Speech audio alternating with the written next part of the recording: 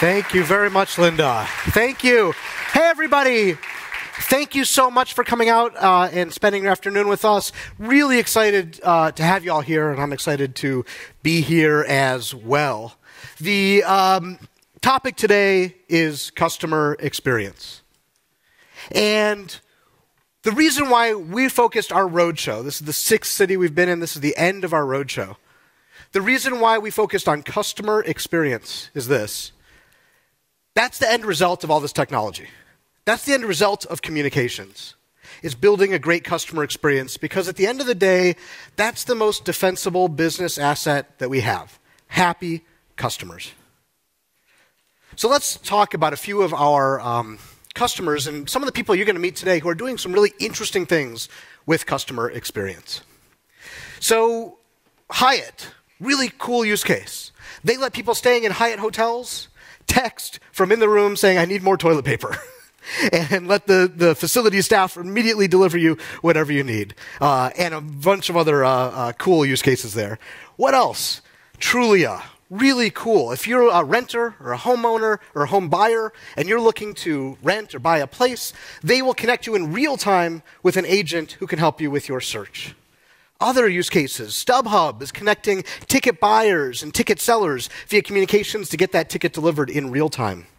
We've got eHarmony connecting people, creating love with communications by connecting people safely and securely during the early stages of the dating process.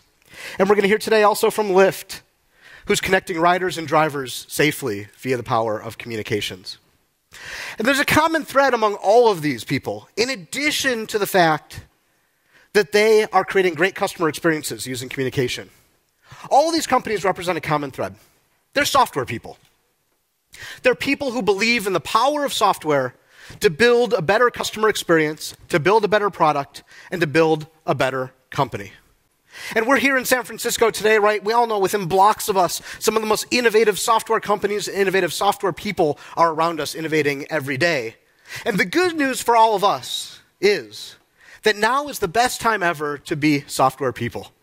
And I think that's why you're probably all here today, because we are all software people inventing the future together. And the reason why this is the best time ever to be a software person is pretty simple. More and more of the world's problems are addressable by software people. And this is increasing every day, the number of problems we can solve. I want to walk through why that is and why it creates so many opportunities for us to build companies, build products, and build great customer experiences. If you think abstractly about software, right, about computation, what computers do is they take in some piece of the world, they do some computation on it, and they spit something back out into the world. Right? If computers didn't interface with the real world in this way, they wouldn't be useful to us, right? We'd have no idea what was going on inside of the little box, right?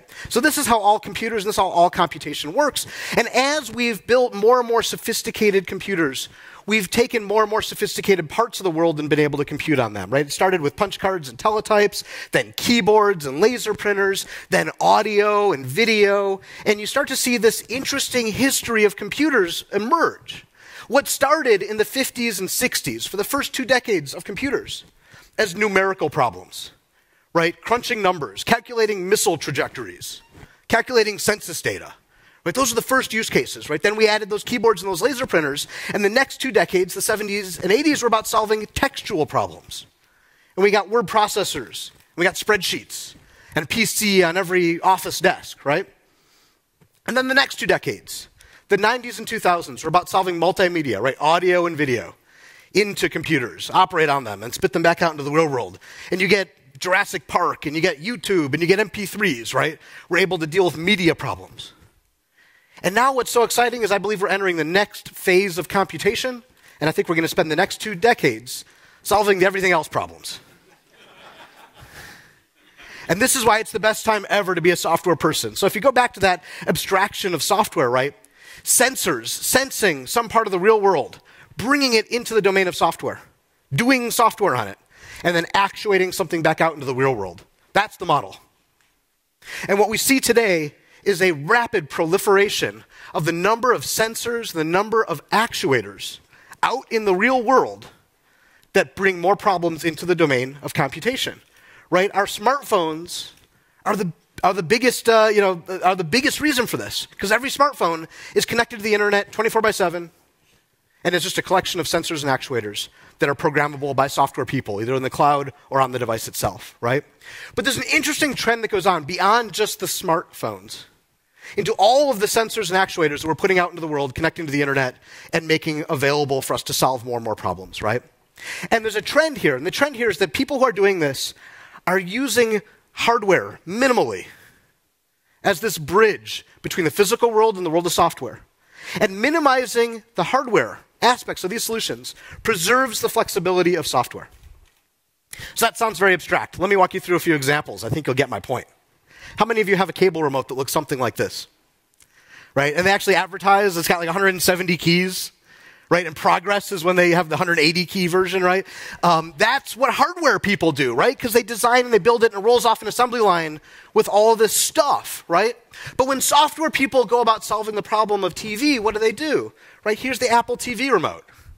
It's got just a few buttons, right? Most of them don't even have a label on them. Why? Because the more you bake into the hardware, the less flexibility you have, and minimizing the functionality of the remote preserves the power of the real product here, which is the software. The software running on the Apple TV box, they can get updated constantly. Every week they can ship an update, they can fix bugs, add new features, new functionality, respond to a changing market, create a better customer experience. That's why. Let's look at another industry, payments. Right? How many of you walk into a bodega to get your coffee every morning and they got one of these sitting on the counter? Right? And the only thing that this credit card machine will ever do was designed and built when it rolled off the assembly line 10 years ago. Right? And when the shop owner wants some new functionality, maybe they want to do store credit or take debit cards or whatever it is, what do? They throw this thing away and they buy a new one. Or better yet, if it's like the store next to my house, they keep adding more next to it. The counter's got like 5 of them in a row. That's how hardware people work. Software people think differently. This is Square, right? That tiny little hardware dongle, that little 2-cent piece of plastic, is the minimum required to bridge the physical world into the world of computers. And then everything else is software. Because they can update the software running in the cloud or running on that device all the time. In fact, just a couple of weeks ago, Square launched Store Credit as a new feature inside the app. Boom, over-the-air update, you got it, new feature. That's the power of software. Let's look at another one. How many of you have a thermostat that looks something like this at home? Right? I can't for the life of me figure out how to program the thing. Right? And then you get Nest, right? Nest is some sensors, right? Temperature, humidity, a wheel, a screen, and that's it. Everything else is software. Running on your phone, running on the device, running in the cloud. They can update it all the time. Let's look at another industry you might not have expected. Your car, right? When I decide I don't like my car anymore, like most people, right, what do? You go buy a new car, right? But that's not what happens if you own a Tesla, right? Because a Tesla, the interior of that car is a touchscreen and that's about it.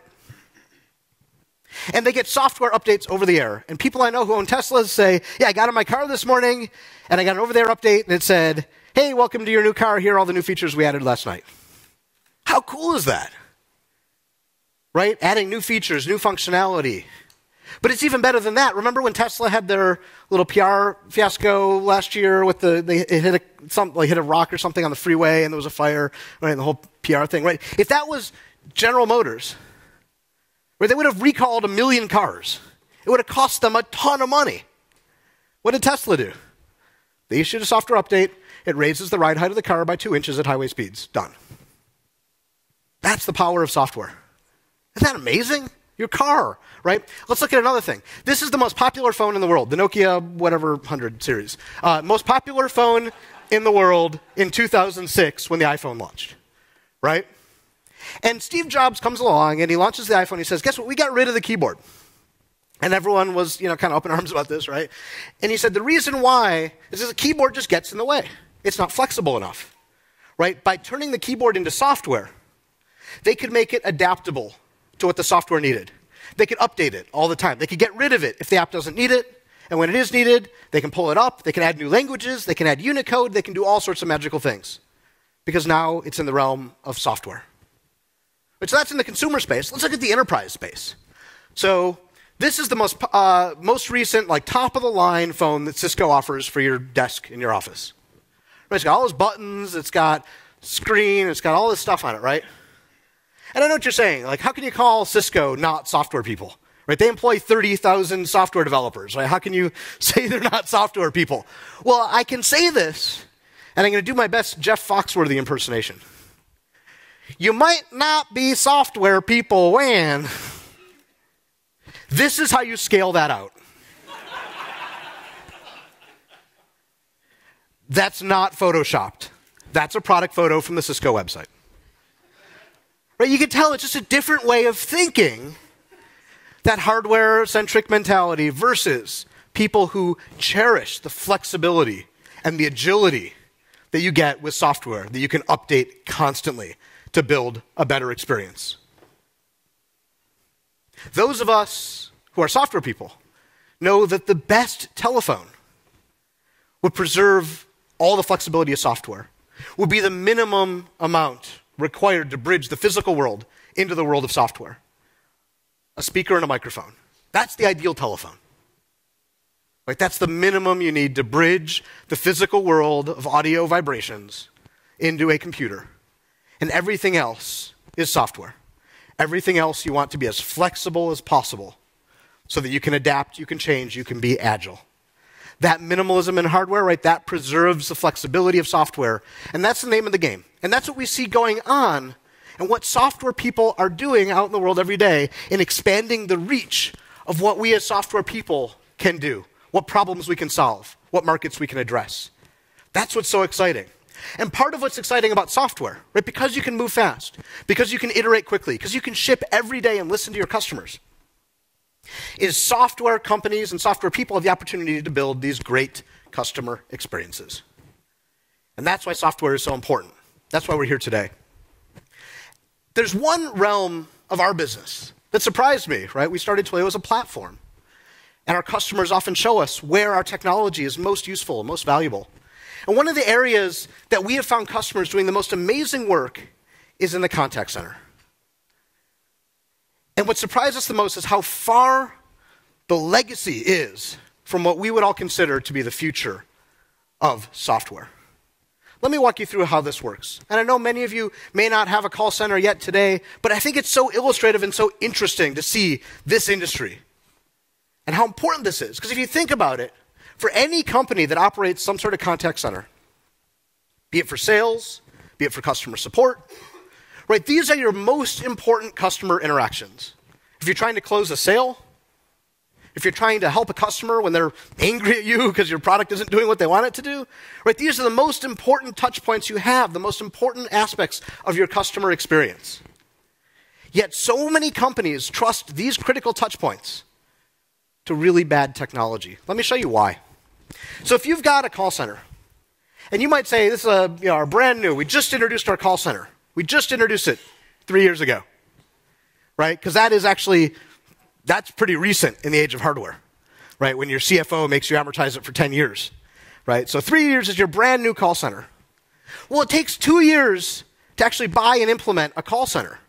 So that call center that you launched in 2011, you identified the problem in 2009 because it took you 2 years to buy it and implement it and install it. So a problem you had in 2009, you're talking to a sales guy. Well, he's selling you this hardware that was built. It's their newest model, right? That's probably a few years old because of the design cycles and release cycles of hardware. So you're buying something that's the newest model as of 2006. But because of the low-level implementation of hardware, that's running on an architecture that was probably designed multiple years before that. And so most likely, most companies who run a call center are running decade-old technology at least. And this explains why our experience when we contact companies is often so bad. Right? In an age of Facebook and Twitter, this thing was built before those companies existed. Right? How can you expect it to keep up with customer demand and changing customer expectations? And the reason why all of this happens is pretty simple in my book. It's this one word, CapEx, capital expenditure. Right? When you have to spend so much money to build something out, you have to keep it for a long time, it gathers dust. Right? So according to Frost & Sullivan, the average middle-sized call center spends about $12,000 in capital expenditures up front per agent. $12,000. So what is that? how do you come to that number? Well, first of all, you've got PBX boxes that are sitting in the closet, and ACDs and call queues and all this other stuff that are running on that hardware. Then you've got PCs, right? The agent needs to be typing into a terminal, right? So you've got a PC for every person, and then you got to talk into something, you got a phone. Right? All this stuff adds up, and according to Frost and Sullivan, the average 250-person call center, which isn't even that big, is about $3 million in CapEx spent up front. $3 million that your CFO makes you keep on the books for 10 years. An eternity in technology. Gathering dust in the closet. So this CapEx is the problem. Right? The goal is to eliminate the CapEx. So if you eliminate the CapEx, you can eliminate that depreciation cycle. And if you eliminate that, you eliminate the barrier to upgrading, the barrier to having the best possible technology to manage your customer experience. So if you think about the technologies that make up that contact center, right, there's a lot of them. You've got PCs, you've got Windows licenses, you've got client-server apps, you've got server licenses, software maintenance phones, PBXs, CTI integrations, hardware maintenance, right? The list goes on. All these pieces, all these technologies bought from different vendors on different time frames with different pricing models, all with their own support and maintenance packages. Wow. It's no wonder why it takes so long and is so expensive to deploy these old things. But this is still what's running in most contact centers. But an interesting thing has happened over the past 10 years. We've started to realize instead of doing these client-server applications, right, we can deliver applications better via the browser. And the browser comes along, and we've been replacing those legacy applications with something better that runs in the browser, powered by software as a service. And you start to see these client-server apps and server licenses and the software maintenance fees, all this stuff start to disappear. But you still have these phones, these PBXs, all this legacy technology there. But something interesting happened in the last few years. Along comes WebRTC. And with WebRTC, you can turn the web browser into a high-quality telephone device. Right? And because of WebRTC and apps running in the browser, you can now get rid of those phones and those PBXs and the CTI and all the maintenance associated with that. And so we've made a lot of progress in recent years. But there's still one bit left. You got all these PCs, you got all these Windows licenses. You got to deal with managing them. You've got viruses, right? You've got malware. You got all this stuff that people have to deal with when you're running a fleet of all these computers, right? And worst of all, you still have a CapEx, right? So if I have to go spend more money on more PCs, then the CFO says I have to wait until I fully depreciated my previous asset. So I can't upgrade. I can't have something good. And so we got to think about how can we get companies to have a modern contact center experience. And we realized that the answer was out there. Google released it a few years ago. Chromebooks, right? A computer that is just a browser. That's all it is. And it fixes a lot of these problems. It can't get viruses, right? It's all managed centrally from the cloud, and it's always up to date. It's pretty cool because it gets rid of all of the management headaches of PCs and the licensing of an operating system and everything else. And for the low price of $400 roughly per machine, enterprises can put these in. But the problem is that's still a $400 CapEx. And we said if we really want to have a solution that gets rid of the CapEx entirely, so that everything is up to date and everything is subscription and everything is OpEx, we need to get rid of that. We need no CapEx. And we thought, how can we help companies achieve this goal? And so today, we're really excited to announce a new partnership with Google. We're calling it Twilio CX for Chromebooks. And this is a partnership between Twilio, Google, and Plantronics to deliver all of the software, the telecommunications, and the hardware that you need to run a modern, state-of-the-art, always updated call center, and deliver it all as an operating expense. So a Chromebook as the hardware, the Plantronics headset, that minimal telephone device, the speaker and microphone you need to talk into, that's it. That's all you need. Everything else just gets in the way. And so what Twilio CX is, it combines the power of Twilio's cloud communications, all the capabilities that Twilio offers in the cloud. 7,500 minutes per agent, per user, per month. 7,500 minutes. That's enough for just about any enterprise workload. Contact center, call center, inbound, outbound, etc. That's the cloud portion. Then, sitting on the desk, you've got a Chromebook for business, and this includes the Google Chrome Management Console. all of the tools that IT needs to manage all of these machines centrally from one browser and to keep that fleet up and running and provision them on the fly, make it simple, simple, simple to administer. And then lastly, that Plantronics headset, the thing you talk into, all delivered for one simple monthly price that companies can get started on, they can grow whenever they need to, and a new Chromebook just shows up at their door when they need to add more agents. It's that easy. So, you're saying, great, how do I get some Twilio CX? Well, what we really wanted to do here is to deliver a complete solution. Right? So we're not selling Twilio CX directly at this point. We're going through our partner ecosystem. Because what we want to do is not only package the power of Twilio and the power of a Chromebook and the power of a headset plugged into that Chromebook, but also the application you run, the SaaS application you run in the cloud that powers that contact center. And so we're excited to announce today the first partner that we're going to market with here is LiveOps. And the LiveOps Engage Cloud Contact Center. And the LiveOps Engage Cloud Contact Center allows companies to all entirely in the browser manage multiple channels of communication, be it Twitter, via SMS, be it phone calls, all from within the browser, all from anywhere in the world. And it works perfectly with Twilio CX for Chromebooks. And so they're our first partner. And I wanted to show you right now what that solution looks like. So we're going to go over and we're going to do a quick demo of the LiveOps, LiveOps Engage product here running in a browser on a Chromebook. So first of all, Chromebooks are amazing. They boot up in 3 seconds, right? They're crazy fast, right? Because there's really nothing on them except for a browser. And so you end up here in the administration console. I forgot I got to put on my headset here. That's it. Plug a headset in, open the laptop, log in, and you're ready to go. Now, I wonder if someone's going to call into our call center here. I wonder. Oh, there we are. We're getting a call. We're getting a call there. And hold on a second. I think I need to make sure the audio is going to you guys, not in my ear. There we go. All right. So, hello. Thank you for calling the Twilio CX Roadshow. How can I help you today? Hey, Jeff. It's Mike Dowse. How are you? Mike Dowse from Google. Great to hear from you. Where are you at? Are you going to join us today? Yeah, I'm trying to make it. I'm caught in a little bit of traffic, but I'll hopefully be there in just a couple minutes.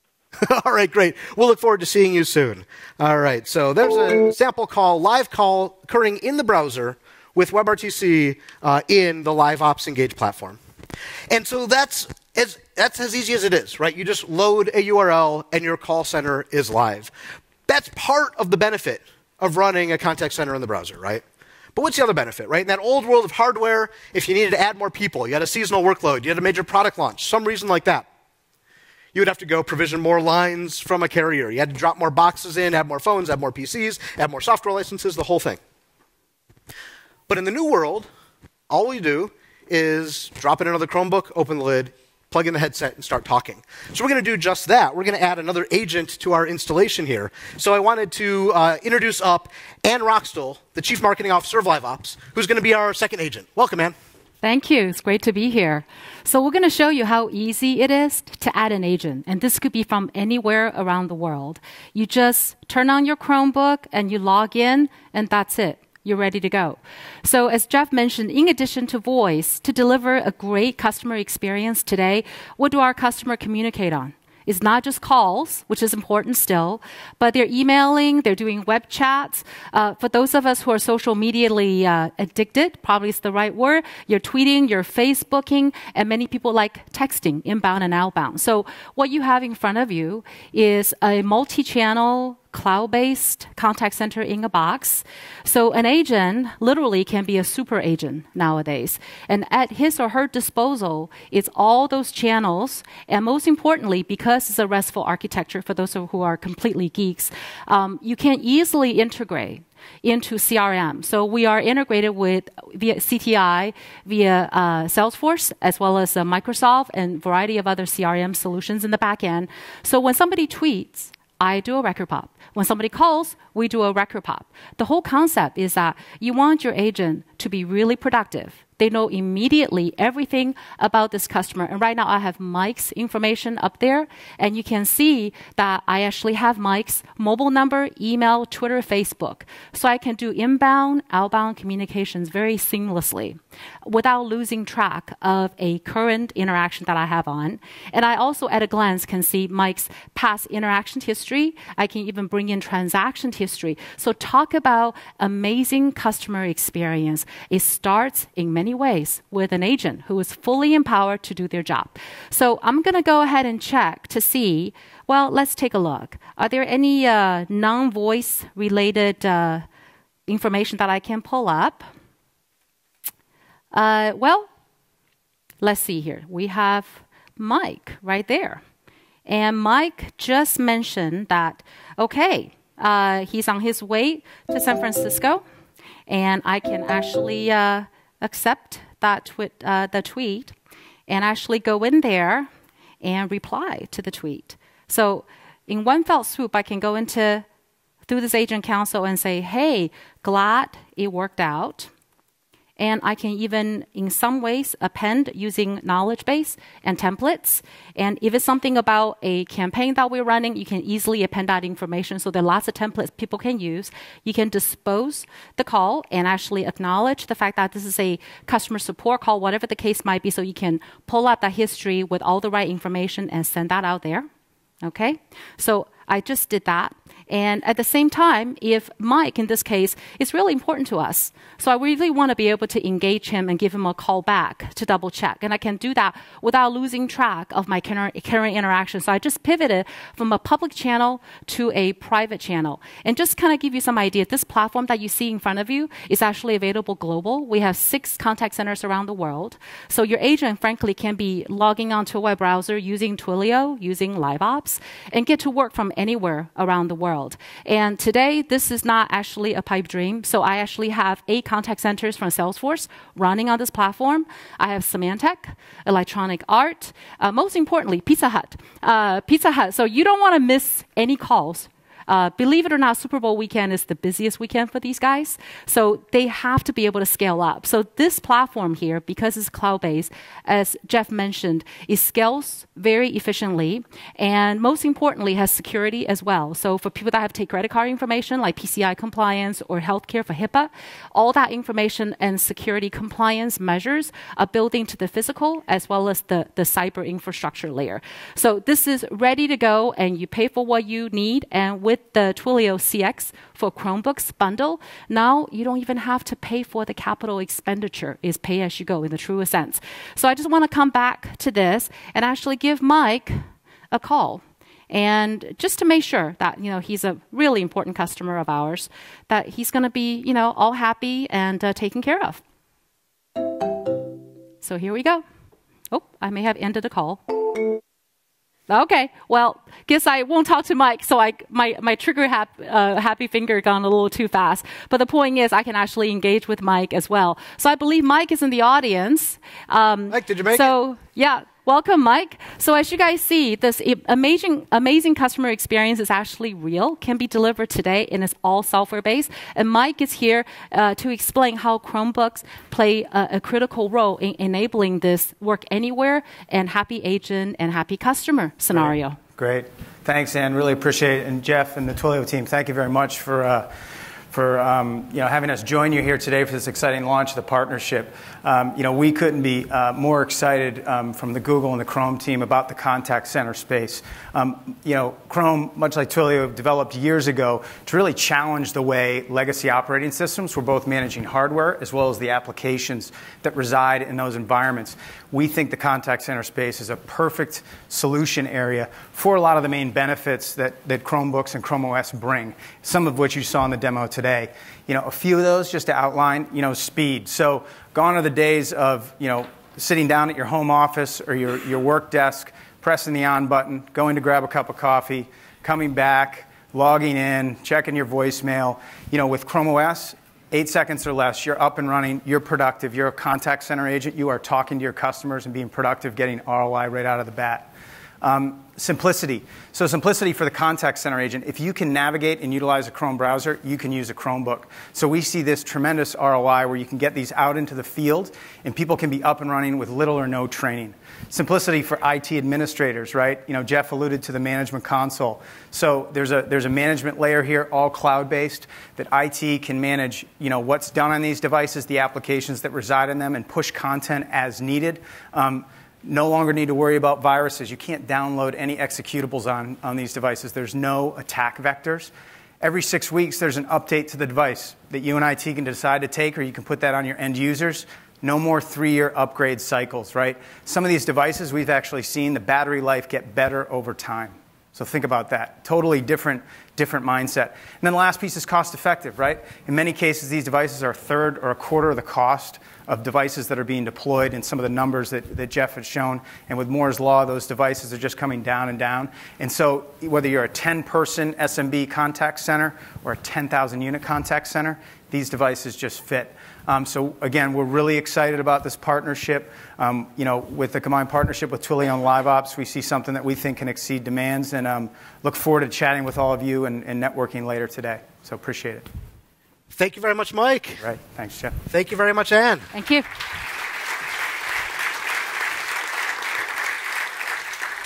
Right, isn't it cool what we can do when we jettison all of that hardware and we get down to the bare essentials and we push everything that we can into software? So as I mentioned, LiveOps is our first partner that will bring to market this full solution for companies' problems, from the hardware and the headset to the software running in the cloud and the communications aspects, everything. And LiveOps is offering this, and it is live today. You can go to liveops.com, and it's live today for $90 per agent per month. And again, that's the hardware, the connectivity, the headset, the Chrome management console, the whole thing. And you can get up and running as, you know, in a matter of days or weeks. And compare that to the time spans I talked about before, that's pretty interesting. Because what you're doing is introducing agility back into it. Being able to update all the time, being able to spread your workforce wherever they are around the world.